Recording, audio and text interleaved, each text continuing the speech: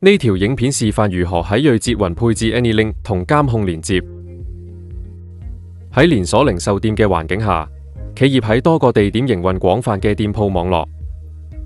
呢啲店鋪需要同總部同數據中心保持實時數據同步，以支持庫存管理、銷售數據總結同閉路電視影片回傳。銳捷雲嘅 AnyLink 方案係為滿足呢啲需求而設計。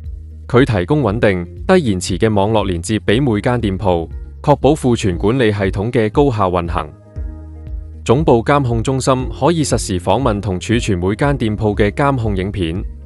此外，AnyLink 嘅集中管理功能令總部可以輕鬆管理所有店鋪嘅網絡配置，快速適應業務變化，提升運營同維護效率。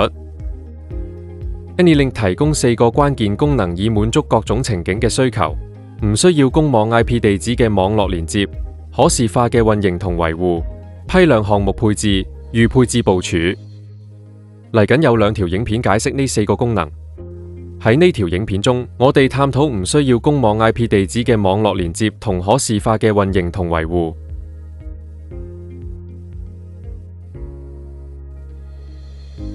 AnyLink 方案連接多個分店嘅局域網絡，而唔需要公網 IP 地址。佢利用成本效益高嘅家用寬頻服務進行資源共享同通訊。只有同一賬戶創建嘅項目支持軟件定義廣域網絡功能。對於冇公共 IP 地址嘅網絡連接，軟件定義廣域網絡隧道嘅建立取決於運營商嘅 NAT 政策。喺頂部欄點擊服務，選擇 AnyLink 以進入配置頁面。如果你係第一次建立軟件定義廣域網絡群組，點擊創建群組，並輸入群組名稱。銳捷雲支持3種組網方式：總分組網、分支只連接到總部；對等組網，所有項目互相連接；自定義組網，你可以根據實際服務需求定義每個項目嘅連接。如果唔確定組網方式，點擊進行批量配置以跳過組網方式。選擇至少2個項目以創建軟件定義廣域網絡群組，並體驗批量配置或預配置功能。3種組網方式嘅配置過程大概相同。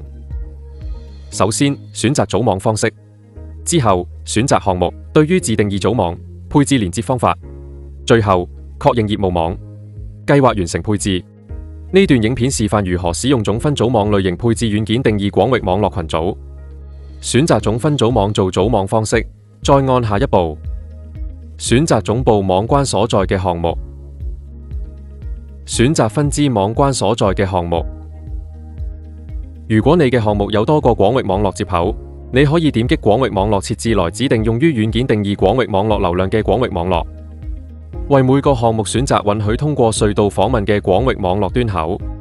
當選擇多個為廣域網絡端口時，你可以配置廣域網絡策略。點擊下一步，選擇軟件定義廣域網絡群組中每個項目嘅虛擬區域網路。你可以點擊項目右邊嘅加號，並輸入相關參數以快速創建虛擬區域網路。驗證虛擬區域網路後，點擊創建軟件定義廣域網絡群組。配置完成後，點擊查看標板以檢查網絡狀態。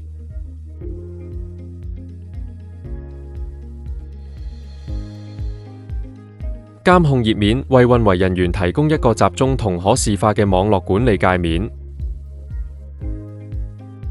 喺監控頁面上，項目位置同連接狀態會默認顯示喺地圖上。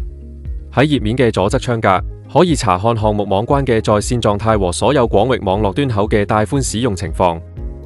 點擊配置以設置特定廣域網絡端口嘅上行和下行速率限制。點擊隧道選項以查看連接狀態。點擊特定連接以查看其詳細信息。銳捷雲支持2種連接模式：直接連接同雲轉發。如果直接連接唔可用，點擊 NAT 檢測以檢查 NAT 類型並進行必要嘅調整。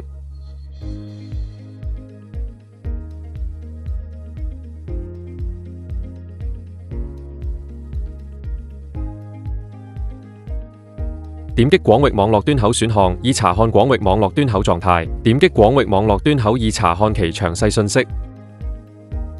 點擊右上角嘅設定選項，以設置連接延遲同上行下行帶寬使用率嘅數值，咁樣有助識別異常連接同廣域網絡端口。要更改項目位置，點擊右下角嘅編輯選項進入編輯頁面，然後拖放項目到所需位置。若需進一步了解，請喺影片下留言或發郵件俾我哋。下次再見。